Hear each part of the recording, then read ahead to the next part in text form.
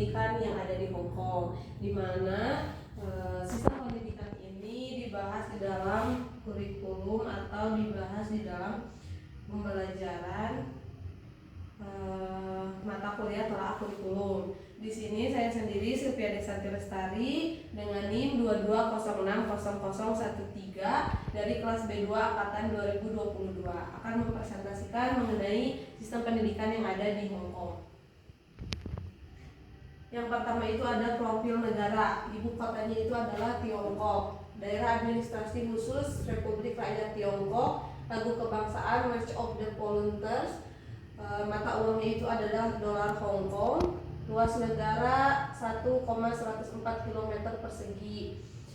Lalu bahasa resminya Kantonis dan Inggris. Pemimpin negara, kepala eksekutif. Jumlah penduduk di 7,54 juta jiwa. Negara berdaulat Cina, agama Buddha, Kristen, Taoisme, Konfusianisme, dan Islam.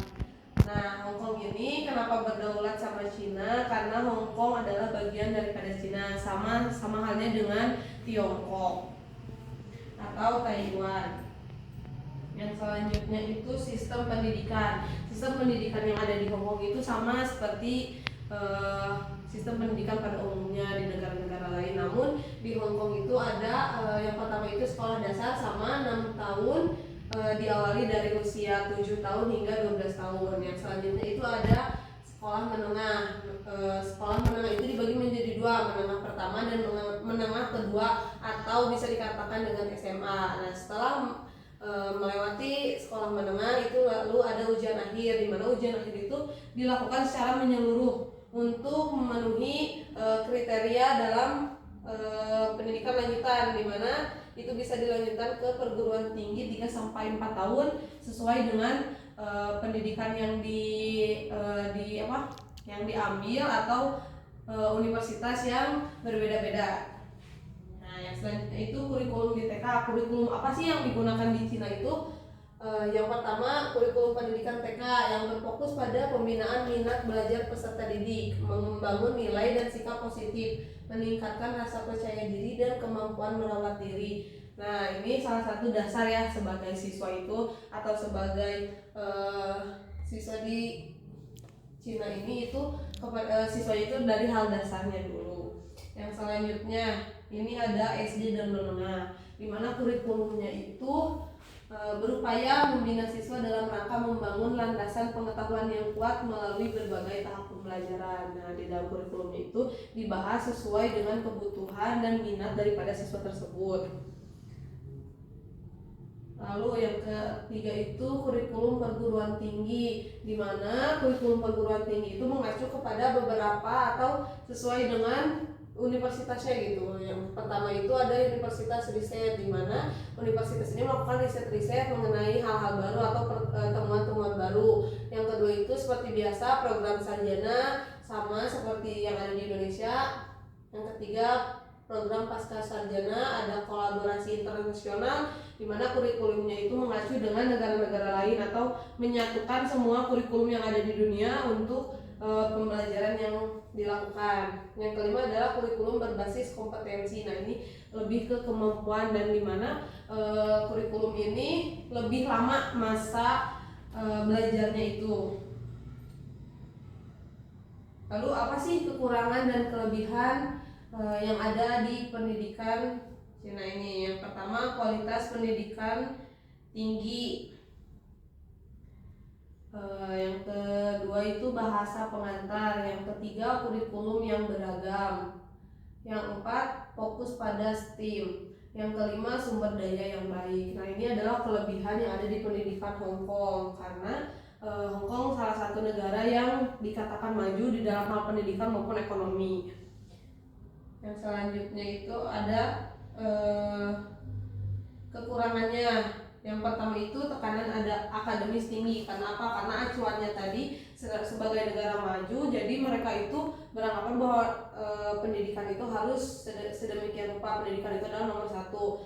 Yang kedua adalah kesenjangan sosial, di mana tadi yang ujian pertama itu menentukan cikal bakal mereka mau ke universitas mana. Jadi kelihatan nanti kesenjangan sosialnya, yang pintar semakin pintar, yang bodoh yang mungkin dikurangi dari pekerjaannya juga fokus berlebihan pada ujian, di mana ujian itu sangat menentukan kan masa depannya. Jadi terlalu fokus ujian itu tidak baik juga bagi kehidupan yang lainnya.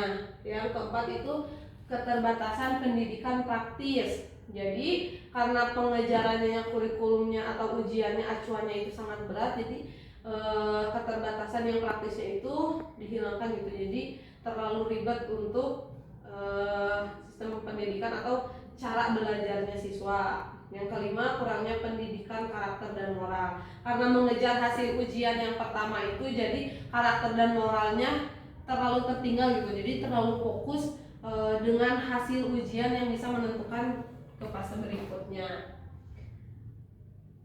Lalu anggaran berapa sih yang dilakukan pemerintah atau yang diberikan pemerintah untuk pendidikan yang di Hong Kong itu? Pendidikan biasanya menerima 15-20% dari total anggaran pemerintah Hong Kong. Nah, ini salah satu modal awal kenapa pendidikan di Hong Kong itu bisa maju secara cepat gitu, karena dari dananya pun bisa dikelola dengan baik dan sangat sesuai gitu dengan apa yang akan dilakukan. Nah, perubahan kurikulum di Hong Kong itu memiliki periode yang tetap perubahannya hingga sampai 5 tahun. Itu harus diperbarui dan direvisi sesuai dengan kemajuan zamannya. Nah, ini yang menjadi permasalahannya di Indonesia mengenai gaji dan biaya hidup guru gitu. Karena di Indonesia sedang dibahas bahwa gaji guru itu tidak sesuai dengan kebutuhannya. Nah, ini salah satu contoh dari gaji yang ada di Hong Kong. Guru itu menerima 30.000 sampai 40.000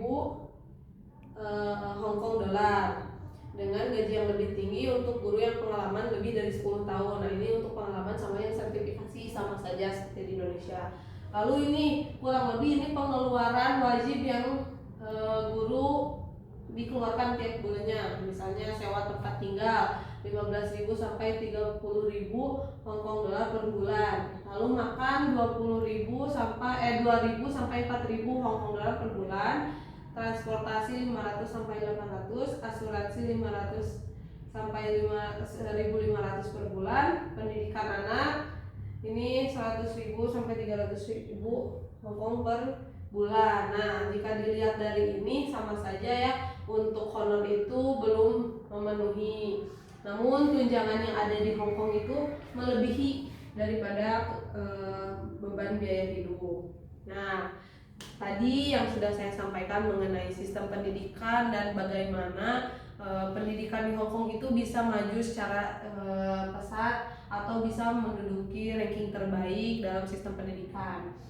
Lalu di sini ada kesimpulan bahwa pendidikan di Hong Kong bisa meningkat karena adanya pembelajaran yang sesuai dengan kebutuhan dan tumbuh kembang siswa, adanya prasarana yang baik, pengajar profesional, dan kesejahteraan para pendidik yang mampu terpenuhi. Nah, itu mungkin itu yang bisa saya sampaikan mengenai sistem pendidikan yang ada di Hong Kong. Semoga pendidikan di Indonesia bisa meniru pendidikan-pendidikan yang ada di dunia. Itu yang bisa saya sampaikan. Terima kasih. Wabillahi taufiq wal hidayah. Wassalamualaikum warahmatullahi wabarakatuh.